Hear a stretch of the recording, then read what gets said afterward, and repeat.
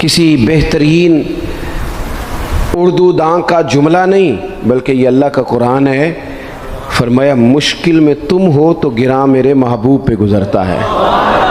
حضور تو جلدی کرتے ہیں تمہاری بھلائی چاہنے میں، کیوں؟ رشتہ بڑا گہرا ہے۔ النبی اولیٰ بالمؤمنین من انفسہم، فرمایا یہ وہ محبوب ہیں جو تمہاری جانوں سے بھی تمہارے زیادہ قریب ہیں۔ رسول کائنات صلی اللہ تعالیٰ علیہ وآلہ وسلم امت کے حق میں نرم دل رکھتے، نرم۔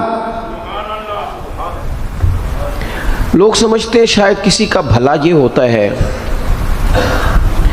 اس کو 4 پیسے دے دیے جائیں، شاید اس کا بھلا یہ ہے کہ اسے نوکری پہ لگوا دیا جائے، شاید بھلا یہ ہے کہ اس شخص کو اگر کسی وہ مشکل میں آ گیا ہے تھانے کچہری کے معاملے میں تو وہاں اس کو سہولت دلا دی جائے، آسانی کر دی جائے، کسی کو مضبوط کر دیا جائے، تو یہ اس کے ساتھ بھلائی ہے۔ میرے رسول پاک صلی اللہ تعالیٰ علیہ وسلم نے بتایا کہ میں نہ مکارم اخلاق کی تکمیل کے لیے آیا ہوں، میں تمہارا وہ نفع کرنے آیا ہوں کہ تمہارا دل ساری جگہوں سے ہٹا کے رب رسول کی طرف مائل کرنا ہے، تمہاری طبیعتوں کے اندر جو سختی ہے اسے نرمی میں بدلنا ہے، تمہارے مزاجوں کے اندر جو بے لگام خواہشات ہیں انہیں شریعت اسلامیہ کی پابندی کی لگام دینی ہے۔ حضور سید عالم علیہ السلام نے لوگوں کی اصلاح کا جو دیکھیں نا، اگر کسی گھر میں بگڑے بچے سنور جائے نا تو روٹی تھوڑی بھی ہو تو گزارا ہو جاتا ہے، اگر گھر والے اخلاقاً اتنے اعلیٰ ہوں، ایک دوسرے سے پیار کرتے ہوں تو تھوڑے پیسوں پر بھی وقت گزر جاتا ہے۔ رسول پاک کا دل دھڑکتا تھا، کس لیے؟ صرف اس لیے نہیں کہ لوگوں کو نوکریاں مل جائیں، مال مل جائے، لوگ جو ہیں ان کے گھر کشادہ ہو جائیں، بلکہ حضور کا دل دھڑکتا تھا کہ لوگ دوزخ سے بچ جائیں، جنت کی طرف ان کا سفر ہو جائے، ان کے دلوں سے حسد کو، تکبر کو، غرور کو، انا کو، خود پسندی کو، عجب کو نکال دیا جائے۔ یتلو علیکم آیاتنا ویزکیکم، ان کا تزکیہ کر دیا جائے، دل صاف کر دیے جائیں۔ رسول پاک صلی اللہ علیہ وسلم احساس کے ساتھ جاتے ہیں۔ ہمارے ہاں نا تبلیغ ہوتی ہے لیکن اس میں درد نہیں ہوتا، اللہ ماشاء اللہ، اچھے لوگوں کی بات نہیں کرتا۔ لو میرے جیسے آدمی نے تقریر کرنی ہے، گھنٹہ گزارنا ہی ہے، تو پھر بعض اوقات نفس کی خواہشیں غالب ہوتی ہیں تو وہ اصلاح سے زیادہ شوق داد لینے کا غالب آ جاتا ہے۔ وہ آپ کو پتہ ہے نا، وہ ہمارے ہاں پھر وہ نقیب محفل بیچارہ کبھی بھاگ کے ادھر چلا جاتا ہے، کبھی بھاگ کے ادھر آتا ہے، کہتا ہے میں نے جملہ دینا ہے۔ اب وہ ایسے لگتا ہے جملہ نہیں دینے لگا، کوئی ایٹم بم دینے لگا ہے، جس میں اتنی اسے پریشانی، ایک جملہ کہنے لگا ہوں، سنبھال کے رکھنا، ضائع نہ کرنا، یہ نہ کرنا۔ وہ تو جملہ رہنے دے، تو آیت دے ہمیں کوئی قرآن پاک کی، تو ہمیں کوئی حدیث پاک سنا، تو سادی سی بات کر، یہ تو مطلب۔ اور پھر وہ داد کا اتنا شوق کہ جب تک سارے ہاتھ نہ کڑھیں، جب تک شمال جنوب والے نہ بول پڑیں تب تک بات نہیں ہوگی۔ یہ کیسی بات ہوئی؟ اصلاح کے اندر تو آپ کا درد آپ کی زبان سے زیادہ اثر رکھتا ہے۔ اقبال کہنے لگے کہ بات جو دل سے نکلتی ہے اثر رکھتی ہے، پر تو نہیں، پر طاقت پرواز مگر رکھتی ہے۔ وہ تو اڑتی ہے، وہ تو اس کی تو پذیرائی ہوتی ہے، اگر بات دل سے نکل رہی ہے تو۔ عزیز بھائی یاد رکھیے گا، حضور سید عالم علیہ السلام درد دل کے ساتھ دعوت دیتے لوگوں۔ 10 دن حضور نے طائف میں قیام کیا ہے، ایک بندے نے بھی کلمہ نہیں پڑھا، الٹا انہوں نے روڑے مارے، تکلیف تھی۔ حضور واپس آ رہے ہیں، صحابی ساتھ ہیں، باغ میں بیٹھ گئے، اتنی صحت مبارک پر انہوں نے معاذ اللہ تعالیٰ سنگ باری کی کہ خون مبارک بہہ رہا ہے۔ فوراً عرض گزار ہوئے، یا رسول اللہ صلی اللہ علیہ وسلم آپ دعا کر دیں یہ تباہ ہو جائیں۔ فرشتہ بھی حاضر ہو گیا، حضور آپ دعا کریں یہ تباہ ہو جائیں۔ لیکن محبوب کے دل میں نرمی ہے نا امت کے لیے، اگرچہ یہ ساری امت دعوت ہے اس وقت، پر اس وقت بھی نرمی ہے۔ محبوب کریم علیہ السلام نے ہاتھ اٹھائے، صحابی کہتے ہیں میرے دل میں خیال آیا اب یہ تباہ ہو ہی، میری طرف دیکھیں جی، اب یہ تباہ ہو ہی جائیں گے، اب کوئی نہیں بچا سکتا انہیں تباہ ہونے سے۔ لیکن حضور نے کیا کہا اے اللہ انہیں ہدایت دے دے، انہیں پتہ ہی نہیں یہ کیا کر رہے ہیں۔ فوراً عرض کی یا رسول اللہ ایک نے بھی کلمہ نہیں پڑھا، ایک نے بھی کلمہ نہیں پڑھا۔ کبھی پتھر مارنے کے والے کے لیے بھی دل میں احساس ہوتا ہے، ہمیں تو کسی نے کچھ بھی نہیں کہا، کوئی گالی نہیں دی، کچھ نہیں کہا، پر ہم سخت کیوں ہیں بھلا؟ وہ ہمارے پیچھے نہیں چلتا ہاتھ باندھ کے، جی میں ہاں نہیں ملاتا، ہمارا دل اس کے لیے سخت ہے۔ دو ہی تو بندے ٹھیک ہے دنیا میں، ایک میں ٹھیک ہوں اور ایک جو میری ہاں میں ہاں ملائے پوری وہ ٹھیک ہے۔ دونوں ہاتھ باندھ کے پیچھے چلے، تیسرے کو میں کیسے ٹھیک ہونے دیتا ہوں؟ میرا مزاج ہی نہیں، اللہ ماشاءاللہ ہماری طبیعت ہی نہیں ہوتی ایسی۔ خدا کے بندو، جب دل کشادہ ہوں، طبیعتیں کھلی ہوں، پھر اس طرح کا تھوڑی مزاج ہوتا ہے۔ کریم محبوب صلی اللہ علیہ وسلم سے عرض کی، حضور ایک نے بھی نہیں کلمہ پڑھا اور پھر بھی آپ کے دل میں اتنی وسعت ہے، آپ ہدایت کی دعا کر رہے ہیں، 10 دن لگائے ایک شخص بھی نہیں آ رہا۔ تو محبوب کیا فرمانے لگے؟ کریم فرمانے لگے، مجھے پتہ ہے انہوں نے تکلیف دی ہے، ایک نے بھی کلمہ نہیں پڑھا، جلدی نہ پریشان ہو جایا کریں۔ کچھ لوگ جلدی کچے جملے بوئے، ساڑی قوم نہیں ٹھیک ہو سکتی دی، ایسمو لگتا کچھ نہیں ہو سکتا دی، یہ نہیں ٹھیک ہو سکتے، فلانے نہیں ٹھیک ہو سکتے۔ شکوہ ظلمت شب سے تو کہیں بہتر تھا، اپنے حصے کی کوئی شمع جلاتے جاتے۔ اللہ کے حبیب صلی اللہ علیہ وسلم سے عرض کی، یا رسول اللہ صلی اللہ علیہ وسلم ایک بھی نہیں مانا اور آپ نے پھر ہدایت کی دعا کی۔ تو یہ میرے محبوب کا امید کا طریقہ ہے۔ کریم فرمانے لگے، اگر آج یہ نہیں مانتے تو پھر بھی تباہی کی دعا نہیں کرنی، یہ نہیں مانتے تو ان کی آنے والی نسلیں مان جائیں گی، مان جائیں گے لوگ۔ اپنے دل میں جب آپ نرمی لے آتے، ہمارے نا سینکڑوں نوجوان گناہوں میں چلے گئے ایک ایک علاقے سے۔ جو آدمی گناہ میں مبتلا ہوتا ہے نا، وہ سخت تکلیف میں ہوتا ہے۔ انسان کو جو چیز سب سے زیادہ ستاتی ہے وہ اس کی اپنی غلطیاں ہوتی ہیں۔ حدیث میں فرمایا، ما حاک فی صدرک، کھٹکتا ہے سینے میں، چبھتا ہے گناہ۔ یہ تکلیف دہ معاملہ ہوتا ہے، تڑپتے ہیں لوگ، سسکتے ہیں، لیکن روایتی انداز سارا جب ہماری مجالس اور محافل میں ہو جاتا ہے، کوئی نہیں وقت دینے والا، پیار کرنے والا، تھپکی دینے والا، بازو تھام، کوئی نہیں۔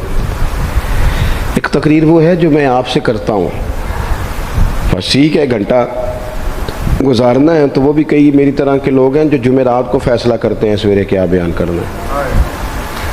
حالانکہ میری طرح کے جو چھوٹے ہیں وہ ہفتے سے ہی تیاری شروع کر لیتے ہیں تاکہ کچھ غور فکر کر کے قوم کے سامنے رکھا جائے، ضروری۔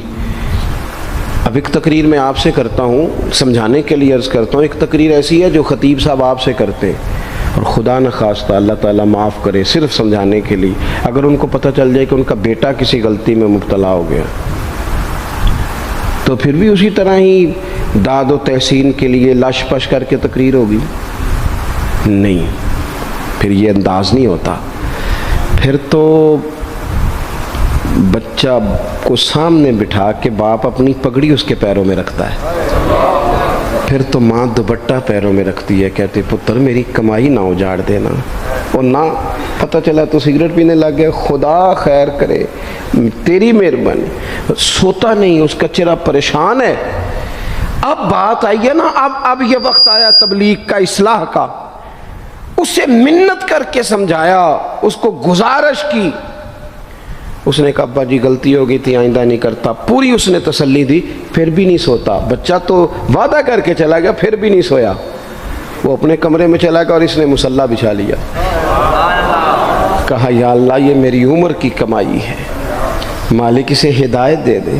او بھائی، جب تو اس انداز میں ملت کے ہر بیٹے کی اصلاح کرنے لگے گا، اور اس سے مراد صرف خطیب واعظ ہی نہیں، حضور نے ہم سب کے ذمہ لگایا تھا، بلغ عنی ولو آیا، ہم سب کی ذمہ داری ہے لوگوں کے لیے، لوگوں کو قائل کریں۔ مجھے بتاؤ، اپنی ذات کے حق میں قائل کرنا ہو تو کرتے ہیں کہ نہیں؟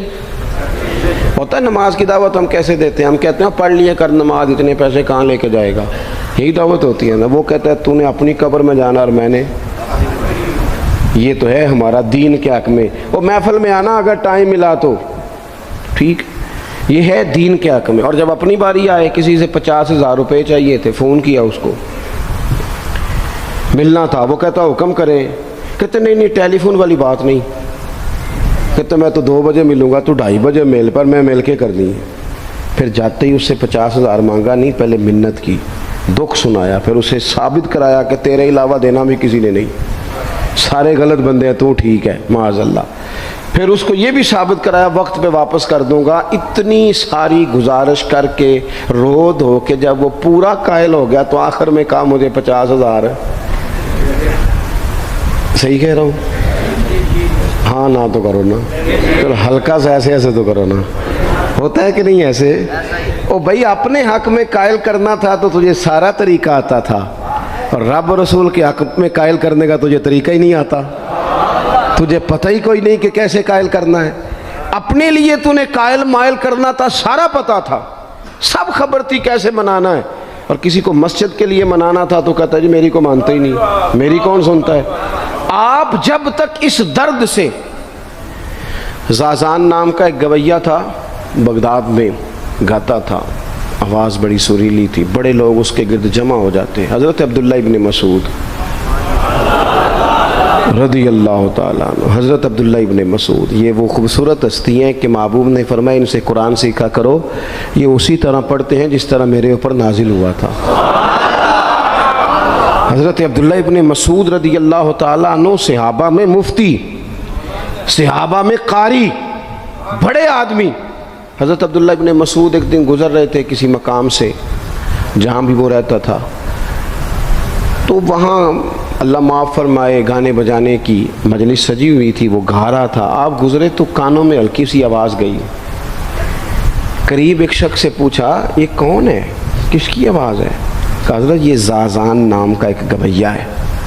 وہیں کھڑے کھڑے درد سے کہنے لگے کتنی سونی آواز ہے، کاش یہ قرآن پاک کی تلاوت کرتا، اتنی خوبصورت آواز ہے، کوئی تو ہو نا جو اس درد سے بات کرے، کاش یہ قرآن پاک پڑھتا۔ اور پھر دعا مانگتے آگے تشریف لے گئے۔ وہ جوان تھا، فارغ ہو کے باہر نکلا، لوگوں کا رش تھا، ایک شخص نے اسے روکے، کہا زازان ادھر آ، پتہ آج کیا ہوا؟ کہا جناب کیا؟ کہنے لگے جانتے ہو حضرت عبداللہ ابن مسعود کو؟ کہا جانتے ہیں۔ فرمایا وہ صحابی رسول صلی اللہ علیہ وسلم آج گزرے، تیری آواز ان کی سماعتوں سے ٹکرائی تو فرمانے لگے کاش یہ قرآن پاک پڑھتا۔ کہنے لگا صحیح بتاؤ انہوں نے میرا نام لیا ہے؟ صحیح بتاؤ میرے لیے کہا انہوں نے؟ میرے جیسے شخص کے لیے میں سوچ بھی نہیں سکتا، میں کہاں وہ کہاں، میرا نام لیا ہے؟ کہاں؟ تھوڑی دیر رکا، چند لمحوں پتہ نہیں سوچے کہاں کہاں کا سفر کر کے آئیں، وہ ساری سوچیں درد بن کے آنسو بنی، اور پھر آنسو داڑھی پہ ٹپکے چہرے پہ آئے۔ پھر لوگوں سے پوچھنے لگا گھر کا پتہ بتاؤ گے؟ کہا وہ فلاں جگہ پہ موجود ہیں۔ دوڑا گیا، دروازے پہ دستک دی، حضرت عبداللہ ابن مسعود آئے، کہا کون ہو بیٹا؟ کہنے لگے حضور میں وہی ہوں جس کے بارے میں آپ نے کہا تھا کاش یہ قرآن پڑھتا، میں آ گیا ہوں، پڑھا دے مجھے قرآن پاک، پڑھا دے۔ کوئی بیٹھا ہوا مجھے دور دعا دیتا ہے، میں ڈوبتا ہوں پر سمندر اچھال دیتا ہے۔ کسی سے تو آپ پیغام حق کہیں، کسی کو تو دعوت خیر دیں، یہ سب سے بڑا بھلا ہے۔ اگر کسی بد اخلاق کو با اخلاق کر دو گے نا، اس کی بیوی سکون میں آ جائے گی، اس کی ماں آرام سے سونے لگے گی، اس کا باپ کہے گا وہ حد ہو گئی، میرا پتر ٹھیک ہو گیا، تمیز سے بات کرنے لگا ہے۔ بچے پریشان ہوتے ہیں، بچے، میں بیٹھا تھا کھانا کھا رہا تھا گھر میں، تو میرے گھر والے کہنے لگے مدرسے کا کوئی بچہ باہر ہے، بڑا سخت رو رہا ہے۔ میں نے کہا بلاؤ، کسی استاد نے ڈانٹ دیا ہوگا، تو بچہ میرے پاس ہے تو اس کا وجود کانپ رہا تھا۔ میں نے کہا پتر کیا ہوا؟ کہنے لگا پیر صاحب میری امی تھے ابو کارفیر پہ لڑ دینے، کرو فون آیا ہے۔ تو میں نے کہا بیٹا پریشانی کی کیا بات ہے؟ کہنے لگے بڑی سخت لڑائی ہوتی ہے، میرے والد میری اماں کو مارتے، پھر ہم سارے بہن بھائی نا چار پنجوں کے نیچے چھپتے ہیں، تو وہ دور ہے، اس وقت تو 1.5 گھنٹے کا فاصلہ ہے، دور ہے میرا گھر، اور پتہ نہیں ہمارے گھر کیا ہو جائے گا۔ پیر صاحب آپ دعا مانگے نا، آپ دعا کریں نا، اس بچے کی کیفیت اور اس کے اوپر چھائی ہوئی آزمائش اور اس کے طبیعت میں اسے دیکھ کے میرے آنسو نکل گئے۔ کچھ دنوں کے بعد میں نے اس کے باپ کو بلایا، میں نے کہا خدا کے بندے، تیری انا اور تیری بیوی کی انا اتنی سخت ٹکراتی ہے کہ تیری اولاد پیس کے رہ گئی، کاش تو رسول اللہ کی اس صفت سے آگاہ ہوتا کہ خدا کے بندوں کو معاف کر دو، اللہ تمہیں معاف فرما دے گا۔ کاش تمہارے اندر وہ کیفیات ہوتی، تمہارے بچے میلوں دور رہ کے بھی تڑپتے ہیں کہ جانے گھر میں، کیوں؟ اس لیے کہ گنجائش نہیں دلوں میں، کوئی اخلاقی تعلیم نہیں۔ ہم نے اپنے گھروں کو خود اپنے ہاتھوں سے اتنا آزمائش کا گھڑا بنا لیا ہے، لڑائیاں، جھگڑے، مصیبتیں، کیوں؟ کہ پیسوں کی تو تبلیغ روز ہوتی ہے کہ کمانے چاہیے، مال کی تبلیغ تو روز ہوتی ہے، درد نہیں بٹتا، اخلاق کی بات نہیں ہوتی۔ او سجنوں، ہمارا غریب گھر تھا، پر میرے ابا جی جب گندم کا سیزن ختم ہوتا گھر میں لے کے آتے تو ہمارے گھر کے سین میں کھڑے ہو کے فرماتے، لو پتر کسے دا گھر وال نہیں تکنا، میں دانے پاتے نے پھڑو لیتے تھے تو اڈی ماں نے اچار پا دیتا ہے، اب پرواہ نہیں۔ اس سادگی کے ساتھ، اس آسانی کے ساتھ گزارا ہوتا تھا۔ میں نے ایک دفعہ کہا، میں نے کہا ابا جی لوگ بڑا بڑا پیغام دیتے ہیں، پیسے کماؤ پیسوں، آپ نہیں دیتے پیغام، چلیں یہ بتا دیں کوئی شے پسند نہیں کھانے میں؟ کہنے لگے بیٹا بھوک لگی ہو تو ہر شے پسند ہو، نہ لگی ہو تو نخرا ہی نخرا، اگر طلب ہوگی تو یہ بھی تمہیں نفع دے گا، لیکن اپنے گھر میں سکون رکھنا، اطمینان رکھنا، اس ٹینشن سے اپنے ایک دوسرے کو اخلاق کا سبق پڑھائیں، دلوں کی نرمی کا درس دیں، تھوڑی سی کوشش کریں جس سے ہمارے گھر بچ جائیں، اور اگر کوئی بندہ گناہگار نظر آئے تو اس پر تنقید نہ کریں، تنقید نہ کریں، مجھے صحیح بتانا، دل پہ ہاتھ رکھ کے۔ خدا نہ خواستہ کسی کا بچہ بچی معاذ اللہ، اللہ بچائے سب کو، بگڑ جائے تو کیا وہ چوک میں کھڑے ہو کے چسکے لے لے کے بتائے گا کہ بچہ میرا بگڑ گیا؟ بولو سارے، بولو جلدی سے۔ تو پھر پڑوسیوں کا بچہ بگڑا ہے تو پھر چسکے کیوں لیے؟ گلی میں کسی کی بیٹی سے معاذ اللہ خدا نہ خواستہ کوئی ایسی غلطی ہو گئی تو جگہ جگہ باتیں کی، تیاں سانجیاں نہیں ہوندیاں؟ اپنے بچے کے بارے میں جب تو کہتا ہے چھپ جائے بات، دیکھنا۔ حضرت سیدنا جنید بغدادی کہتے ہیں میرے ماموں تھے حضرت سری سختی، میں اپنے ماموں سے ہی بیعت تھا، انہی کی خدمت میں رہتا تھا۔ فرماتے ہم جا رہے تھے، ایک دن انہوں نے چھڑی پکڑی ہے، ایک ہاتھ میں مجھے تھاما، تھوڑا آگے گئے تو رش تھا، چند لوگ کھڑے تھے، تو حضرت سری سختی مجھ سے کہنے لگے جنید دیکھ تو صحیح رش کیوں ہے؟ تو میں گیا تو ایک نوجوان شراب پی ہے، معاذ اللہ نشے میں دھت لیٹا ہے، ارد گرد لوگ کھڑے، اور وہ چونکہ پوری طرح اس پر نشہ غالب ہے تو اول فول باتیں کر رہا ہے، لوگ بھی اس کے ساتھ جو ہے وہ ہنسی مذاق کر رہے ہیں، اس کا مذاق اڑا رہے ہیں، رش ہے۔ میں نے آ کے کہا حضور دفع کریں، ایک شرابی لیٹا ہے، لوگ بھی مذاق اڑا رہے ہیں اور بس ایسے شغل لگا ہوا ہے، سارے لوگ تماشبین نہیں ہوتے۔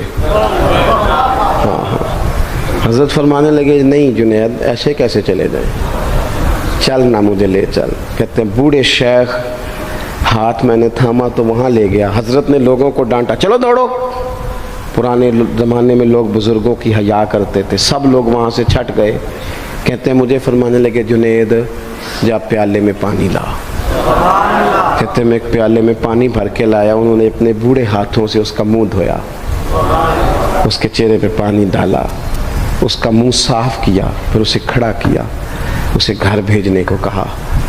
کہتے ہیں وہ وہیں ایک کونے میں سائیڈ پہ ہو گیا تو حضرت نا منہ دھو کے نا تھوڑی دیر چپ کر گئے، پھر 2-3 لمحے گزرے تو ان کی آنکھوں میں زور زور سے آنسو ٹپکے اور ہاتھ اٹھا کے کہنے لگے مالک میں تیرا کمزور بندہ ہوں، میں منہ دھو سکتا تھا، میں دل تو نہیں نہ دھو سکتا، جو میرے اختیار میں تھا میں نے کر دیا، باقی تو مقلب القلوب ہے، کر نہ کرم۔ یہ کسی ماں کا بیٹا ہے، کسی خاتون کا شوہر ہے، او بھائی جو نشے پہ لگ جائیں ان کے بچے باپ کے ہوتے ہوتے یتیموں جیسی زندگی گزارتے ہیں، لوگوں کے مانگ کے کپڑے پہنتے ہیں۔ کسی نے کہا تھا اگر دشمن سے زیادہ بدلہ لینا ہو تو اسے قتل نہ کرو، نشے پہ لگا دو۔ معاذ اللہ، اتنا لوگوں نے، کتنا عام نشہ ہو گیا۔ کہا اللہ میں نا منہ دھو سکتا ہوں، دل نہیں، دل تو دھو سکتا ہے، دھو دے۔ کہتے ہیں یہ کہہ کے حضرت اٹھے تو میں نے عرض کی حضور ویسے منہ دھویا کیوں آپ نے؟ تو فرمانے لگے اس لیے دھویا ہے کہ جب تک منہ سے بدبو آتی رہے گی جتنے لوگ سونگتے رہیں گے اس کے شرابی ہونے کے گواہ بنتے رہیں گے۔ میں نے اس لیے دھو ڈالا ہے کہ ہو گئے پیچھے جو ہو گئے مزید گواہ نہ بنے، حضرت سری سختی کہتے ہیں میں نے، حضرت جنید بغدادی کہتے ہیں میں نے اسی رات تہجد کے وقت اٹھ کے حضرت کو وضو کرایا، میں نے ان کا بازو تھاما، میں ہی ان کو مسجد میں لے کے گیا۔ کہتے ہیں جب ہم مسجد میں پہنچے تو وہ کل دوپہر والا شرابی ہم سے پہلے مصلی پہ بیٹھا تھا۔ کہتے ہیں میرے دل سے آوازیں نکل رہی تھی، شیخ دیکھ لو پھر مالک کتنا کریم ہے، آپ نے منہ دھو ڈالا تھا، رب نے دل بھی دھو ڈالا، کرم فرما دیا۔ کوئی ہو نا جو ایسا کرے۔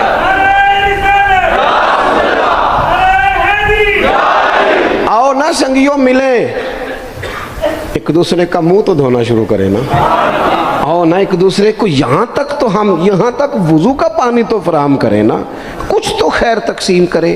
اخلاق کی تربیت کا میں دیکھتا ہوں ہمارے وطن میں اضطراب ہے، بے چینی ہے، اس طرح کا ماحول بنایا گیا ہے کہ لوگ ایک دوسرے کے حق میں سخت ہو گئے ہیں، مزاجوں میں تلخیاں ہیں، لڑتے جھگڑتے ناراض ہوتے لوگ، بگڑتے کوستے ڈانٹتے شکوے کرتے لوگ۔ شکوہ جو ہوتا ہے نا یہ بندے کو بے چین کر دیتا ہے، شکر بندے کو سکون میں مبتلا کرتا ہے۔ شکوے آزمائشیں اپنے دلوں میں وسعت لائیں، ایک دوسرے کو اصلاح کی طرف لائیں، ایک دوسرے کو پیغام دیں، ایک دوسرے کی تربیت کریں، تھوڑا سا حوصلہ، تھوڑا سا صبر، تھوڑی سی گنجائش اپنی طبیعتوں میں پیدا کریں۔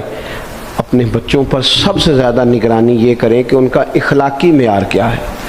اگر میں اور آپ خدا نہ خواستہ بچوں کو صرف یہ تربیت دیں گے نا کہ وہ پیسہ پیسہ پیسہ پیسہ، شادیاں بھی پیسے دیکھ کے کریں گے، تو یاد رکھنا پھر ایک دن وہ یہ بھی کہیں گے کہ ابا کاش تم کو ڈھابے کا کام کرتا تو آج ہمارے پاس بھی پیسے ہوتے۔ پھر باپ سے بھی پیسوں کا ہی مطالبہ ہوگا، پھر لوگ ماں باپ بھی پیسوں کے لیے چھوڑ کے چلے جاتے ہیں۔ پھر جب آپ نے تربیت جس چیز کی تھی تو نتیجہ بھی تو وہی برآمد ہوگا۔ یہ تو نہیں ہو سکتا کہ بندہ بیج کوئی اور لگائے اور درخت کوئی اور نکلے، یہ ہو نہیں سکتا۔ اگر ہم اپنے باپ سے روز جھگڑا کریں گے 5 مرلے کے لیے تو یاد رکھنا پھر ہمارا بیٹا 1.5 مرلے کے لیے بھی جھگڑا کرے گا، پھر معاملہ اس طرح کا مرتب ہوگا۔ ایک دوسرے کو اخلاقی پیغام دینا ضروری ہے۔ آخری بات آپ کی خدمت میں یہ عرض کرنی ہے، اور یہ میری خواہش ہے کہ آپ اس پر زیادہ توجہ کریں گے انشاءاللہ۔ آپ سارے ویڈیو بنائیں، مجھے کوئی اعتراض نہیں، پر مہربانی کریں دیکھیں تو میری طرف نا۔ جب آپ لائیو چلاتے ہیں تو پھر اسی کو دیکھتے ہیں، وہ پھر کہتا ہے کہ یہ کمنٹس آ گیا تو دوسرا آ گیا۔ اللہ کرے میری بات آپ کے دل میں اتر جائے، آپ تھوڑی سی توجہ کریں۔ میں کیا عرض کرنا چاہتا ہوں، غور کریں میرے بھائی۔ ملک میں نا مہنگائی تیزی سے عروج پکڑ گئی ہے، اور مہنگائی جب ہوتی ہے نا تو امیروں نے تو مال بیچنا ہوتا ہے تو ان کا دگنا ہو گیا تو وہ تو اور امیر ہو گئے، تو غریبوں کے لیے مشکلات بڑھ گئی ہیں۔ جو طبقات بیچارے تنخواہ دار تھے، کمزور تھے، میری طرف دیکھیں جناب، وہ اور کمزور ہو گئے۔ ہمیں زیادہ تو نہیں لیکن اتنا ضرور کرنا چاہیے۔ یہ قرآن پاک دے دیں جی، یہ مجھے دے دیں، لے لیا تشریف رکھیں آپ۔ عزیز بھائی تھوڑا سا نا، زیادہ نہیں، 3 لوگ مل کے ایک غریب آدمی کا خیال تو رکھ ہی سکتے ہیں نا، لیکن غریبوں سے بھی عرض کروں گا سہارا بندوں کو نہیں بنایا کرتے، سہارا رب رسول کو بنایا کرتے۔ کسی سے تھوڑی سی مدد لینا تو ٹھیک ہے، چلو آگے جانے کے لیے تھوڑا سا سہارا لے لیں کہ اب مشکل ہے تو یہ کراس نہیں ہو رہا رستہ، تھوڑا سا سہارا تو لے لیں۔ لیکن جو لوگ مستقل سہاروں پہ آ جاتے ہیں ان کا تو پھر اپنی طاقت ہی ساری ختم ہو جاتی ہے۔ گردن کو جھکا دیتا ہے خیرات کا پتھر، جہاں میں مانگنے والوں کے سر کبھی اونچے نہیں ہوتے۔ تھوڑی سی ہم نے ایک دوسرے کی مدد کرنی ہے۔ جو لوگ زیادہ مالدار ہیں ان سے میری گزارش ہے کہ تھوڑے سے خرچے کم کر لیں، اپنے ہاتھوں سے تقسیم کریں۔ یہ چھوڑ دیں کہ وہ میرے چچا کے جو بیٹے ہیں وہ میرے ساتھ اچھا سلوک نہیں کرتے، وہ فلانے ہیں، وہ ان کا سلوک اگر وہ کریں گے تو اللہ سے اجر لیں گے۔ آپ اگر ان کو محسوس کرتے ہیں نا وہ غریب ہیں، ماموں کے بیٹے، چچا کے بیٹے، گلی والے، محلے والے، تو تھوڑا تھوڑا کر کے اپنے بھائیوں کی مدد کرنی شروع کریں۔ دیکھو عید پہ کپڑے تھوڑے لے لو نا، ویسے بھی سوٹ کی ضرورت تو صرف عید پڑھنے کے لیے، بعد میں تو کپڑے بدل کے گوشت کرتے ہیں، تو بچے ویسے سوئے رہتے ہیں سارا دن۔ تھوڑی سی نا اپنے اضافی خرچے کم کریں. غربا کی تھوڑی, یہ عید گزری تھی نا چھوٹی تو شادیاں شروع ہو گئی تھیں. میرے پاس لوگ بہت زیادہ آتے ہیں, چونکہ نیک آدمی سمجھ کے اچھا گمان کر کے لوگ دعاؤں کے لیے کہتے ہیں, تو ان کے دکھ سن کے نا تو کئی دفعہ سوچتے ہیں کہ یار یہ جو امیروں نے اتنے مہنگے مہنگے ہوٹلوں میں روٹیاں کھائیں, اتنی مہنگی مہنگی گاڑیاں پجارو, یہ اللہ کے حضور جواب بھی تو دینا ہے نا. ہم نے ایک دوسرے کا خیال چھوڑ گئے, دو چار باتیں سوچ کے نا, وہ جی اس کے گھر میں 3 لوگ ہیں کام کیوں نہیں کرتے ہیں, خدا کے بندے کرتے ہیں کام, لیکن محنت سے نہیں ملتا, خدا کے فضل سے ملتا ہے. تیرے اوپر فضل ہے, تجھے اب باتیں آتی ہیں, لیکن کئی دفعہ سارے بھی کریں تو رزق جب ہی آتا ہے جب رب چاہتا ہے. ایک تو وہ لوگ ہیں جو ہاتھ پھیلا کے مانگ لیتے ہیں, ایک سفید پوش ہوتے ہیں لا یسألون الناس الحافا, جو لپٹ لپٹ کے سوال نہیں کر سکتے. ان کو دیکھیں, بالخصوص اپنے بہن بھائیوں میں, قریبی رشتہ داروں میں, پڑوسیوں میں تھوڑی تھوڑی لوگوں کی مدد کریں اور اپنے خرچے بتدریج کم کریں. خواہش تو بچوں کی طرح ہوتی ہے, ایک خواہش پوری کریں تو دوسری پیدا ہو جاتی ہے, دوسری پیدا کریں تو 4 خواہشیں اور کھڑی ہیں. یہ نفس تو بچے کی طرح ہے. اپنی خواہشات تھوڑی کم کر کے, یہ حکومتوں سے آپ امید نہ رکھیں. ہمارے ملک میں جتنی سیاسی جماعتیں حکومتیں کر چکی ہیں یا کر رہی ہیں, ان سے کوئی توقع نہیں. یہ بیچارے تو اپنے جھگڑوں سے ہی باہر نہیں آتے, انہیں کیا خبر کہ غریب کہاں بستا ہے. جب تک بندہ وہاں سے ہو کے نہیں نا گزرتا جو اصل جگہ ہے. تمہیں یہ جو تم اے سی والے کمروں میں بیٹھ کے اور جناب نیسلے کی بوتلیں رکھ کے پریس کانفرنس کرتے ہو, تمہیں کیا پتہ ہو, تمہیں کیا خبر ہو کہ بچوں کی فیس دینی ہو تو بوڑھے ماں باپ پہ کیا گزرتی ہے. تمہیں کیا خبر ہو کہ عید آ گئی ہے تو بوڑھے کس طرح مشورے کر رہے ہیں کہ اگر عید کر کپڑے نہ کر لے تو ساس گلاں کرے گی. تمہیں کیا خبر ہو کہ کچھ غریب ایسے بھی ہیں جو بیچارے رات کو مشورہ کرتے ہیں کہ صبح ناشتے میں گھی کہاں سے لانا ہے, بچوں کے پراٹھوں کے لیے تو گھی بھی نہیں ہے, گندم امیر شہر کی ہوتی رہی خراب اور بچی کسی فقیر کی فاقے سے مر گئی. خدا را مہربانی کریں, گنجائش پیدا کریں. بندہ کبھی بھی جیب کا سخی نہیں ہوتا. بخاری شریف میں پورا باب ہے کہ بندہ غنی دل کا ہوتا ہے. اپنے دل کا غنا اپنے اندر لائیں. جب آپ کا دل سخی ہو جائے گا ساری چیزیں ٹھیک ہو جائیں گی. اللہ تعالیٰ مجھے اور آپ کو توفیق عمل عطا فرمائے. اللہ تبارک و تعالیٰ اپنے بندوں پر بڑا مہربان ہے. وہ اپنے بندوں کو معاف کرنے والا ہے, اپنے بندوں پر رحمت کرنے والا ہے. ہم اللہ تعالیٰ کے عاجز بندے ہیں. خواہشات نفسانیہ کئی دفعہ معاذ اللہ غالب آتی ہیں, غلطیاں ہو جاتی ہیں, اور ان غلطیوں کی پاداش میں انسان اپنی جان پر زیادتی کرتا ہے. اللہ تعالیٰ معاف کرے تو اس کا سفر اللہ کے عذاب کی طرف ہوتا ہے. اب ہمیں یہ حکم ہے کہ ہم سب بار بار استغفار کریں اپنے رب کی بارگاہ میں, اس کے حضور توبہ کریں, اللہ سے معافی کے خواستگار ہوں. نبی پاک علیہ الصلوۃ والسلام نے تعلیم امت کے لیے فرمایا ہے کہ میں دن میں 100 بار اپنے رب سے استغفار کرتا ہوں. بار بار اس کی طرف رجوع کیا جائے, بار بار اپنے رب کے حضور معافی مانگی جائے, اور بار بار جائزہ لیا جائے اپنے اعمال کا. بار بار کوشش کی جائے کہ ہم اپنے آپ کو سنواریں, ہم اپنے آپ کو بدلیں, اپنے اندر تبدیلی لائیں. ہم ایسے اعمال کریں جس کی برکت سے اللہ تعالی ہمیں معاف فرمائے. کوشش کریں کہ ہم بار بار اپنا حساب کریں, محاسبہ کریں. ہمارے ہاں یہ ہوتا ہے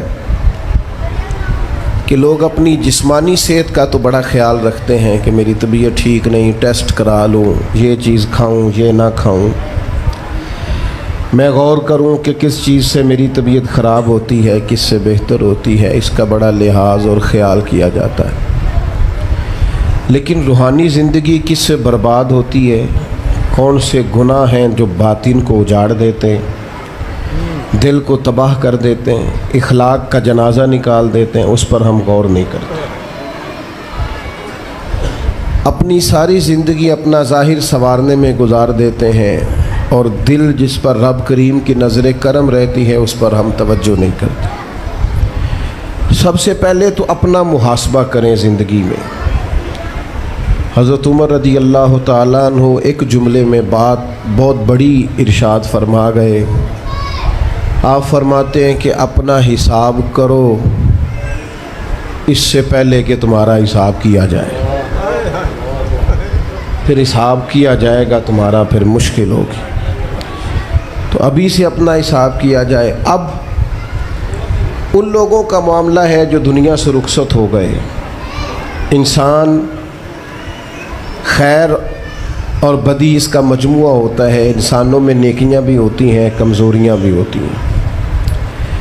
اب ہم میں سے جو دنیا سے رخصت ہو گئے ہیں ان کے تعلق سے ہمارے کچھ ذمہ داریاں ہمارے ذمے بچتی ہیں. ایک تو ہم سب کا معاملہ ہے, وہ میں نے پہلے عرض کر دیا کہ ہمیں اپنا حساب کرنا ہے, اپنے معاملات کو دیکھنا ہے, استغفار کرنا. پھر یہ کہ جو لوگ رخصت ہو گئے ان کے لیے کیا کریں. تو چونکہ انسان میں کمیاں بھی ہوتی ہیں, خوبیاں بھی ہوتی ہیں, تو سب سے پہلے تو اللہ کے حبیب علیہ السلام نے ہمیں فرمایا ہے کہ اذکروا محاسن موتاکم. جب تم میں سے کوئی رخصت ہو جائے تو اس کی اچھی اچھی باتوں کا ذکر کرو. ایسا نہیں کہ انسان میں ساری خوبیاں ہی ہوں گی, لیکن تم خوبیاں تلاش کر کے ان کا بیان کرو. تم زمین پر اللہ کے گواہ ہو. ایک تو جب بھی کسی جانے والے کا ذکر کریں خیر کے ساتھ کریں, بھلائی کے ساتھ کریں, اچھے لفظوں کے ساتھ کریں. کہیں کوئی کمی یاد آئے بھی تو اب اسے چھوڑ دے, وہ بندہ رخصت ہو گیا. اس کا ذکر خیر کے ساتھ کرنا, اس کو ذہن میں ضرور بٹھائیں. دوسری بات یہ کہ جب کوئی دنیا سے جائے تو اس کی طرف سے اصالِ ثواب کریں, یعنی ایسے اعمال کرے جن کی وجہ سے اسے ثواب پہنچے. اب ہمارے ہاں جو رسم و رواج بعض بن گئے ہیں, بڑی بڑی دیگیں, بڑے لاؤ لشکر, نامی گرامی بندہ ہے تو نامی گرامی آؤ جاؤ تو کھانے تو بڑا جلسہ تو پتہ لگ جائے لوگوں کو. تو پہلے تو یہ یاد رکھو جس کام میں تھوڑی سی بھی ریاکاری ہو اس پر اللہ کی بارگاہ سے اجر کی امید کیسے رکھتے ہو. جب تک عمل خالص لوجہ اللہ نہیں ہوتا, جب اس پر ثواب مل نہیں رہا تو جائے گا کیسے. جتنا آپ عمل چھپا کے کریں گے, جتنا آپ عمل اللہ کی رضا کے لیے کریں گے, اتنا ثواب زیادہ ہوگا, جانے والے کو فائدہ زیادہ ہوگا.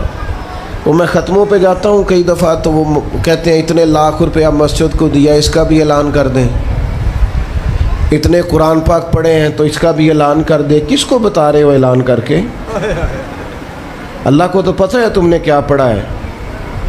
یہ پرچیاں پڑھ پڑھ کے کس بات کی سنا رہے ہو, کیا مطلب ہے اس کا. حضرت عبداللہ ابن مسعود رضی اللہ تعالیٰ عنہ فرماتے ہیں بعض ریاکار مر کے بھی ریاکاری نہیں چھوڑتے. حضور مر کے ریاکاری نہیں چھوڑتے, مرنے کے بعد کیسے ہوگی؟ فرماتے ہیں ان کی خواہش ہوتی ہے جنازے بڑے ہونے چاہیے, لوگوں کو پتہ لگ جائے فلانا گیا. مرنے کے بعد بھی تو دکھاوا کر رہا. حضرت ابو ذر غفاری رضی اللہ تعالیٰ عنہ کا جنازہ چند لوگوں نے پڑھا ہے, 4-5 لوگوں, اور حضور کے محبوب ترین صحابی ہیں. بڑا جنازہ بھی بڑی بات ہے, اللہ تعالیٰ توفیق دے تو اچھے لوگوں کے بڑے جنازے, لیکن کسی کا جنازہ چھوٹا بھی ہو جائے تو مطلب یہ نہیں کہ بندہ ٹھیک نہیں تھا. بات کی سمجھ آ رہی ہے؟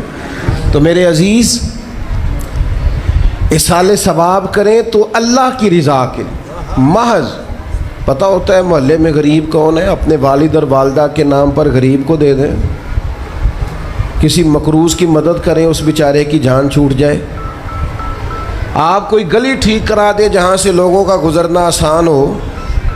آپ کچھ ایسا نظام کر دیں جس سے لوگوں کے لیے آسانیاں پیدا ہو جائیں. لیکن آپ محض وہی کام کریں گے جس سے دکھاوا ہوگا تو کیا امید کرتے ہیں اس پر اجر کی. تو اصالِ ثواب دیکھیں قوم کو ضرورت کیا ہے, وہ والا اصالِ ثواب کریں. حضرت سعد رضی اللہ تعالیٰ عنہ نے جب آن کر کے عرض کیا تھا کہ یا رسول اللہ صلی اللہ تعالیٰ علیہ وسلم میری والدہ کا انتقال ہو گیا ہے تو میں ان کے لیے کیا کروں. تو محبوب نے فرمایا کہ فلاں جگہ پانی کی قلت ہے تو وہاں کنواں کھدوا دے. معنی کیا ہے کہ اس پانی پینے سے اللہ تبارک و تعالیٰ تیری ماں کو اس کا اجر عطا فرمائے گا. صدقہ تو جس چیز کی ضرورت ہے آپ وہ چیز کر کے دیں. اور ختم چپ کر کے بھی ہو جاتا ہے, گھر کے اندر بھی ہو جاتا ہے, اکیلے بھی ہو جاتا ہے. اس کے لیے لاکھوں کروڑوں لگانے کی کوئی ضرورت بھی نہیں ہے. چوتھی بات, تیسری بات, کوشش فرمائیں کہ جو نیکیاں جانے والا کرتا تھا وہ نیکیاں جاری رہیں. اس کے بچے, اس کی اولاد, اس کے سارے رشتہ دار ان نیکیوں, اگر وہ کوئی بھلائی کرتا تھا تو وہ بھلائی ہوتی رہے, وہ جاری رہے, وہ سلسلہ آگے بڑھایا جائے. ہم یہ کرتے ہیں کہ ہم خیر کے کاموں کو جاری نہیں رکھتے, بلکہ والد کے جانے کے بعد تو بچے بڑے سیانے ہوتے ہیں, وہ کہتے ہیں ابا جی کو تو بس وہ فلانا غریب بھی لوٹ کے لے جاتا تھا, فلانا بھی اپنی مجبوری سنا کے, تو ہم تو سیانے ہیں. او خدا کے بندے, حضور علیہ السلام نے فرمایا تمہیں جو روزی دی جاتی ہے وہ تمہارے کمزوروں کی وجہ سے دی جاتی ہے. وہ جو ضعیف کمزور لوگ تمہارے دسترخوان سے کھا جاتے ہیں ان کے سبب سے اللہ تعالیٰ تمہیں عطا کرتا ہے. تو اس لیے یہ تو کوئی طریقہ نہیں ہے کہ آپ کے بزرگ خیر کا کام کرتے تھے, آپ نے چھوڑ دیا. تو آپ ایک کام یہ کریں کہ ان کی نیکیاں جاری رکھیں. اور چوتھی بات یہ کہ ان کے لیے دعا کریں. دعا ہمیں حضرت ابراہیم نے سکھائی ہے, سورہ ابراہیم میں موجود ہے. ربنا اغفر لی ولوالدی, یا اللہ مجھے بھی بخش دے اور میرے ماں باپ کو بھی. وللمؤمنین یوم یقوم الحساب, اور جس دن تو حساب لے اس دن سارے مومنوں کی بخشش فرما دے. ایک شخص نے نا حضور علیہ السلام کے سامنے دعا مانگی, اللہ مجھ پہ رحم فرما اور اپنے نبی پہ رحم فرما. حضور فرمانے لگے تو نے اللہ کی رحمت کو محدود کیوں کر دیا ہے, تم کہہ سارے مومنوں پہ رحم فرما, سب پہ رحم فرما. بھائی سب کے لیے دعا مانگیں. یہ 2-4 بچوں کا موبائل کا مسئلہ رہ گیا, باقیوں کا بیٹا بیٹھ جاؤ, پیارے بیٹے بیٹھ جاؤ, پتر بیٹھ جاؤ, آپ بھی بیٹھ جاؤ بیٹے. آپ بیٹھ کے بنائیں, اس میں کیا رہ جائے, کھڑے ہوتے ہیں بیٹا تو پچھلوں کو دقت ہوتی ہے. سنو, زیادہ غور سے سنو. میں تھوڑی تقریر کرنے والا مولوی ہوں, لیکن یہ اللہ کا فضل ہے کہ میں اگر 20 منٹ بات کروں گا تو اس 20 منٹ کے اندر آپ کو 20 سبق ضرور حاصل ہوں گے انشاءاللہ تعالی. ہاں, وہ کوشش ہوگی کہ وہ جتنی بات ہے وہ تربیتی ہے. وہ بعض دوستوں کا خیال ہوتا ہے لمبی تقریر کرے, میں کیا ہوتے وہ بندہ کر سکتا ہے جنہیں ایک شعر ہی 20 منٹ پڑھنا ہوئے, اجے مزہ نہیں آیا, اجے دوبارہ پڑھو, اجے رل کے پڑھو, تو وہ تو پھر 1.5 گھنٹہ بھی کام چل سکتا ہے. تو جس نے ٹو دی پوائنٹ بات کرنی ہو اس کے لیے تو 10 منٹ بھی بڑے ہوتے ہیں. اور ویسے بھی تقریریں پیٹ بھرنے کے لیے نہیں ہوتی, عمل کرنے کے لیے ہوتی ہیں. اب تو میں ویسے بھی ذرا مصروف زیادہ ہو گیا ہوں, بہت ساری جگہوں پہ جا نہیں پاتا. تو ایک جگہ میں گیا تو ایک بزرگ مجھے کہنے لگے پچھلی دفعہ تسی 40 منٹ تقریر کی تھی سی, حید کی زیادہ کرنی. میں کہا 40 منٹ والی تھی عمل ہو گیا جی. تو اگر تقریریں کانوں کی لذت کے لیے سننی ہے تو سنتے رہیں, پھر تو کئی راتیں لوگ جلسے سنتے ہیں. مقصود کیا ہے, نتیجہ کیا ہے, جو عرض کر رہا ہوں اس پر غور کریں. سب کے لیے دعا کریں. ایک بات خاص کرنے لگا ہوں, حضرت ابراہیم نے تو بخشش بھی سب لوگوں کی مانگی. حضور علیہ السلام بھی دعا کرتے تو امت کے لیے دعا کرتے. کبھی اپنے بھائی کے لیے بھی تو دعا کرو نا یار, اللہ تعالیٰ اسے بھی ذرا زیادہ روزی دے. بھتیجوں کے لیے بھی دعا کرو, بھانجوں کے لیے بھی کرو. توجہ ہے آپ کی میری بات پہ؟ ادھر دیکھیں جی, غور کریں بات. ویسے دعا کرنی چاہیے کہ نہیں محلے داروں کے لیے کہ یا اللہ ادھر والا پڑوسی بھی امیر کر دے, تو ایس پاسے والا بھی ہنس دے ہو, ہاں نہ نہیں کر دے. یہ دعا مانگنی چاہیے کہ یا اللہ میرے پڑوسیوں کو. نہیں آپ بول ہی نہیں رہے, تسا کتوں منگنی دعا, منگنی چاہیے نا. مانگتے ہیں ہم. ایسی ہوا چلی ہے کہ ہر شخص سوچتا ہے تمام شہر جلے بس ایک میرا گھر نہ جلے. او خدا کے بندے کبھی محدود نہ کر خدا کی رحمت, سب کے لیے مانگ اس سے, وہ بڑا کریم ہے. تو کیا یا اللہ سب کو دے اور سب کے صدقے ہمیں بھی دے. لیکن ہم نا دعاؤں میں بھی اپنا ظرف اور حوصلہ بڑا نہیں کرتے، گنجائش پیدا نہیں کرتے۔ دیکھو داتا گنج بخش علی اجویری رحمۃ اللہ علیہ نے لکھا ہے کہ ایک بندہ نا حج کرنے گیا تو ہر جگہ دعا مانگتا تھا، یا اللہ میرے دوستوں کو نیک کر دے، یا اللہ میرے دوستوں کو نیک کر دے۔ عرفات میں بھی، منا میں بھی، مزدلفہ میں بھی، بیت اللہ شریف کے پاس بھی، ہر جگہ یا اللہ میرے دوستوں کو اچھا کر دے۔ تو ایک بندے نے اسے کہا، یار یہ عجیب دعا کرتا ہے تو، میرے دوستوں کو نیک کر دے، اپنے لیے بھی تو مانگنا۔ تو کہنے لگا، اللہ کے بندے میں ہر وقت دوستوں کے بیچ رہتا ہوں، اگر وہ نیک ہو گئے تو میں بھی انشاءاللہ ہو جاؤں گا۔ ان کی صحبت میرے اوپر بھی اچھا اثر ڈالے گی، چونکہ رہتا جو ان کے بیچ ہوں۔ ہمارا علاقہ امیر ہو گیا تو انشاءاللہ ہم بھی ہو ہی جائیں گے۔ لوگوں کے رزق میں برکت ہوگی تو ہمارے رزق میں بھی تھوڑا سا نا کشادہ دل کریں ہر معاملے میں۔ اور سنیں حدیث پاک، نبی کریم علیہ الصلوۃ والسلام نے فرمایا، جو دعا اپنے بھائی کی غیر موجودگی میں اس کے لیے مانگی جاتی ہے نا، اللہ وہ دعا جلدی قبول فرماتا ہے۔ اور حضور فرماتے ہیں، جب تم اپنے بھائی کی غیر موجودگی میں اس کے لیے دعا مانگتے ہو، اللہ تمہارے سرانے فرشتہ کھڑا کرتا ہے اور فرشتہ کہتا ہے، مالک جو یہ اس کے لیے مانگ رہا ہے پہلے اسے عطا فرما۔ تو کیسی سعادت کی بات۔ لیکن سینہ کشادہ کرنا پڑے گا، دل بڑا کرنا پڑے گا، حوصلہ بڑا کرنا پڑے گا۔ جب تک دل، طبیعت، حوصلہ یہ بڑا نہیں ہوتا اتنی دیر تک لطف۔ حضور کی ساری امت کے لیے دعا مانگیں کہ اے اللہ جتنے خوش عقیدہ ہیں محبوب کے غلام، سب کو جنت عطا فرما، سب کے لیے کھول دے دروازے جنت کے۔ دعا اللہ کی۔ اچھا پھر دعا مانگنی بھی ذرا ذوق سے چاہیے۔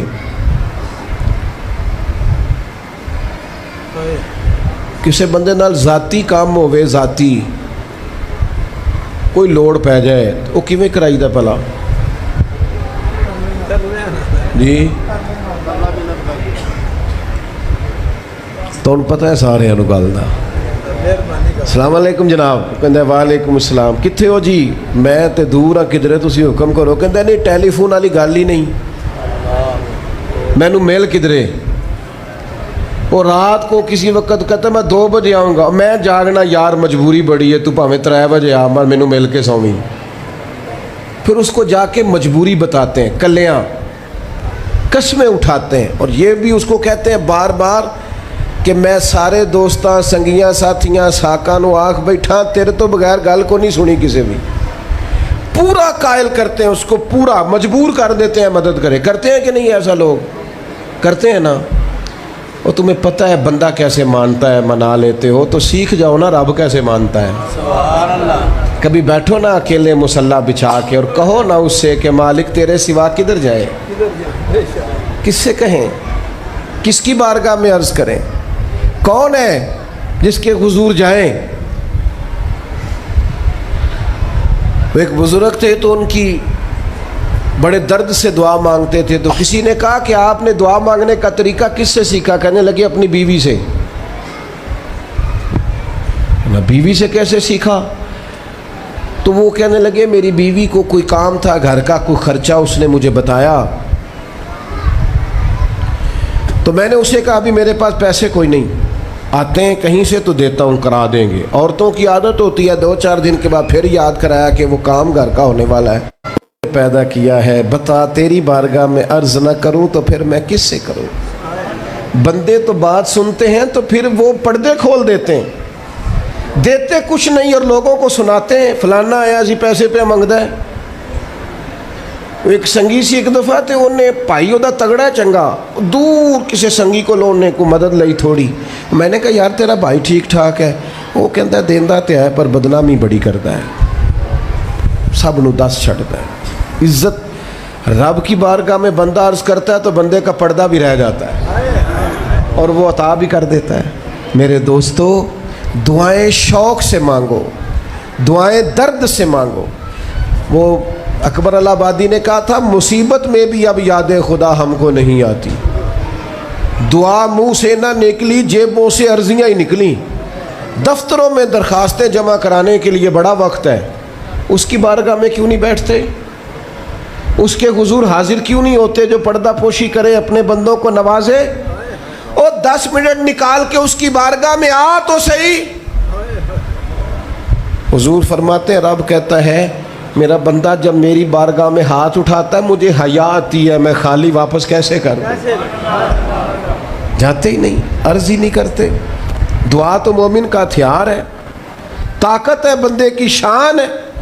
ہر دکھ سکھ رب رسول کی بارگاہ میں کہے، طاقتور ہو جائے، اور پھر دعا ذوق سے کرے، شوق سے۔ میں چھوٹا سا آدمی ہوں، صبح مسجدوں میں نا قاری صاحب کے پاس، حافظ صاحب کے پاس بچے سبق پڑھنے آتے ہیں، الف با تا سا۔ میری طرح کا سب سے چھوٹا مولوی بھی سبق پڑھا رہا ہو نا، تو بچہ سبق پڑھاتے ادھر ادھر دیکھے تو قاری صاحب تھپڑ مارتے، کہتے ادھر تک کوئی سبق میرے سے پڑھ رہا، دیکھ ادھر رہا ہے۔ اور بات بھی ٹھیک ہے کہ وہ بچہ کیسے پڑھے گا جس کا دھیان ہی نہیں، لفظوں کی پہچان ہی نہیں ہوگی۔ ڈانٹتے ہیں استاد ادھر توجہ کر۔ عجیب لوگوں نے رب سے دعا مانگ رہے ہیں، دھیان کسی اور طرف ہے، دل کسی اور طرف ہے، ذوق کسی اور طرف، توجہ ہی کوئی نہیں۔ مانگ اللہ سے رہے، بارگاہ کتنی بڑی ہے، اور رٹی رٹائی دعائیں چل رہی ہیں، دعاؤں میں باتیں ہو رہی ہیں۔ ان تے بندے دعا دے ٹائم بھی موبائل نہیں بند کر دے، وہ بھی ویڈیو چاہیے انہوں نے، اللہ سے مانگ رہے ہیں۔ اس وقت بھی توجہ کر، حضرت موسیٰ علیہ السلام نے عرض کی رب کی بارگاہ میں کہ میری قوم عرض کرتی ہے مالک تو ہماری دعائیں قبول نہیں فرماتا، تو اللہ کریم نے فرمایا کلیم ان کے لفظ میرے ساتھ ہوتے ہیں، دل نہیں میرے ساتھ ہوتے۔ جملے رٹے رٹائے بولنا اور دل پتہ نہیں کہاں گردش کر رہا ہے۔ بات جو دل سے نکلتی ہے اثر رکھتی، پر نہیں طاقت پرواز مگر رکھتی۔ اب جو ہم جانے والوں کے لیے دعائیں کریں گے، اس میں تو ہمیں چاہیے آپ پیر صاحب سے دعا ضرور کرائیں، علامہ صاحب سے ضرور دعا کرائیں، لیکن جس ذوق سے پتر نے دعا مانگنی ہے نا والد کے لیے، وہ دوسرا کوئی نہیں مانگ سکتا۔ جو بیٹی نے دعا مانگنی ہے نا درد سے، وہ دوسرا کوئی۔ آپ خود دعا مانگیں، خود ختم شریف پڑھیں، خود تلاوت کریں۔ اسی بڑے منفرد لوگ ہاں، ہمارا یہ طریقہ ہے کہ ہم نے رویہ اس طرح کا بنایا ہوا ہے کہ قرآن شریف بھی کوئی اور ہی پڑھے گا ہمارے ابا جی کے لیے۔ وہ بھائی آپ بھی تو کوئی 2 پارے پڑھے نا اپنے والد کے لیے۔ وہ میں انے قرآن پاک پڑھائے نے، تو آپ کنے پڑھے نے بھائی؟ ایک بھی نہیں، وہ سارے مدرسے کے بچے۔ اور پھر آپ نے ناراض نہیں ہونا میری بات سے، قرآن پاک کے بارے میں نبی پاک علیہ السلام نے فرمایا جب تک دل جمے پڑھو، اور جب دل نہ جمے طبیعت تھکے تو چھوڑ دو۔ تو جڑا اسی بالا نو بلانے ہیں مدرسیوں تو کہنے ہیں پورا قرآن پڑھ کے ہی اٹھنا جے، وہ دا کی مطلب ہے؟ ان کا دل کرے تو آدھا سپارہ پڑھیں، دل کرے تو 1 رکوع پڑھیں۔ آپ نے تو پابند کر دیا ہے۔ کس بنیاد پر پابند کیا آپ نے؟ آپ خود پڑھیں۔ اور پھر علماء نے لکھا ہے بچہ نیت کر لے والد کے لیے پڑھ رہا ہوں، کہنے کی بھی ضرورت نہیں، اللہ ثواب عطا کر دے گا۔ خود 1 سپارہ نہیں۔ اور بیٹا بیٹی بھائی سنیں میری بات، اللہ آپ کو سلامت رکھے، میری بات سنیں۔ اب ہم نے کرنا کیا ہے؟ اب کرنا یہ ہے کہ ہم نے خوب دعا کرنی ہے۔ آج بھی جن کے ختم کے لیے ہم آئے ہیں نا، ہمارا دل پورا لگ جائے، اس طرح بندہ رب کو مناتا ہے نا۔ یہ ضروری نہیں کہ یہاں سے سپیکر سے یہ دعا ہوگی وہی دعا ہے، آپ اپنے دل میں 2 جملے کہہ دیں اس کے لیے کہ یا اللہ تو مہربان ہے۔ دیکھو لمبا نہیں یاد رکھتے لوگ، جو قبروں میں پڑے رہ گئے، آہستہ آہستہ بندے بھولنے لگتے ہیں۔ جب کسی کا انتقال ہوتا ہے لوگ روز قبرستان جاتے ہیں، پھر تھوڑے دنوں کے بعد یہ روٹین کیے، فرمایا قبر والا ماں، میرا باپ، میری اولاد میرے لیے دعا کریں، میرے اپنے میرے لیے دعا کریں، وہ تو انتظار کر رہا۔ دوستو اپنے جانے والوں کا بہترین تحفہ ان کے لیے دعا کرو. میری والدہ میرے والد چلے گئے, کوئی مجھ سے پوچھے نا ان کے لیے کیسے دعا کرتے تو میں کہتا ہوں میری سانسیں بھی دعا کرتی, میری دھڑکنیں بھی دعا کرتی. ایک دن نہیں, ایک دن میں کئی دفعہ جب بھی خیال آتا ہے ان کے, قرآن مجید نے خود توجہ دلائی, وَقُلْ رَبِّ ارْحَمْهُمَا كَمَا رَبَّيَانِي صَغِيرًا. اللہ کہتا ہے کہو اے اللہ ان دونوں پہ رحم فرما, جب میں چھوٹا تھا تو میری انہوں نے پرورش کی تھی. رب نے دعا سکھائی. بھائیو, صرف مسلمان کا آج موبائل بھی آباد ہے, فوٹو بھی آباد ہے, اور دسترخوان بھی آباد ہے, اور ہوٹل بھی آباد ہے. جس چیز کو آباد نہیں کرتے وہ مسلح ہے. مسلح کمزور ہے, مسلح طاقتور ہونا چاہیے. وہ بندہ طاقتور ہے جسے اللہ سے جڑنا آتا ہے, دعائیں مانگنی آتی, التجائیں کرنی آتی. خوب دعائیں مانگیں, خوب اس کی بارگاہ میں حاضری دیں. آخری بات آپ سب کے لیے میری یہ ہے کہ ہم سب نے دنیا کو چھوڑ کے جانا ہے. ہم دنیا میں اچھے عمل کرنے آئے ہیں. جڑا بچہ اتوں پردیس گیا ہے نا, ابا جی نے پلاٹ ویچیا ہے تے اماں نے زیور ویچیا ہے, وہ باہر کام نہ کرے تو جڑے اتوں کو بندہ جائے وہ کہندے یار تو کڈا بیوقوف ہے, تیری ماں پیو نے جڑے کام کر لیا تو وہ کردا ہی نہیں, ویلا پھرنا ہے. اور پھر میں نے سیانے لوگ دیکھے ہیں سعودی عرب میں 40 سال گزارتے ہیں پر وہاں گھر نہیں بناتے. دبئی میں, یورپ میں 40 سال گزارے, گھر نہیں کوئی, بلکہ جو کمبل خریدا تھا نا جاتے وقت واپسی تک وہی کمبل ہے. کیوں کہ وہ سمجھتے ہیں گھر تو پاکستان میں. پردیس کے لیے محنت, یہاں گھر بنانے کا مقصد کوئی نہیں. اور میرے دوستو, نبی پاک نے ہمیں فرمایا دنیا میں اس طرح رہنا جس طرح مسافر رہتے ہیں. گھر تو تمہارا جنت میں, اصل ٹھکانہ تو آخرت کا ہے. لیکن ہم ساری تباہی اتار رہے ہیں, یہاں فارغ پھر رہے ہیں. آپ نے ناراض نہیں ہونا, ڈھیر سارے بندے بے نمازی ہیں اور بلا وجہ بے نمازی ہیں, کوئی وجہ نہیں. جو بندہ کہتا ہے نماز کے لیے ٹائم نہیں ملتا, جھوٹ بولتا ہے, کیونکہ رب کہتا ہے لا یکلف اللہ نفسا الا وسعہا, جو بوجھ کوئی اٹھا نہ سکے میں ڈالتا ہی نہیں. تو ہم نماز پڑھ سکتے تھے تو اللہ نے فرض کی ہے. ٹھنڈے اے سی لگ گئے, اب فجر میں آنکھ ہی نہیں کھلتی. او خدا کے بندو, اس وقت سے ڈرو جب اے سی بھی ہو, کمرہ بھی ہو, پر نیند ہی نہ آئے. آج نیند ضرور کرو پر غافلوں والی نہ کرو. فجر کی نماز بر وقت. آج کل ہی تو موقع ہے فجر پڑھنے کا جب رات چھوٹی, اب بھی تو مزہ آتا ہے, بندہ تھوڑی قربانی دے کے اٹھتا ہے. یہی تو ٹائم ہے کہ آپ وقت پہ آئیں. اور یہ ذمہ داری ہے گھر کے بزرگوں کی کہ وہ جس طرح ناراض ہوتے ہیں نا, میری روٹی کیوں نہیں ٹائم نہ پکی, انہیں ناراض ہونا چاہیے کہ تم نے نماز کیوں نہیں پڑھی.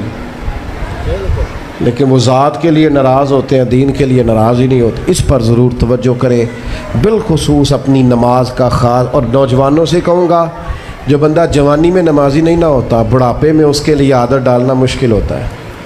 ابھی سے نمازی ہو جاؤ, بڑا مزہ آئے گا, زندگی مینج ہو جائے گی. ہم تو بھائی ٹائم کے اتنے پابند ہی نہیں رہے. ساڈا تو ٹائم ہی ہے وے, زور تو پہلا زور تو بعد, عصر تو پہلا تے عصر تو, ہر چیز نماز کے ساتھ سیٹ ہے. بڑا مزہ آئے گا.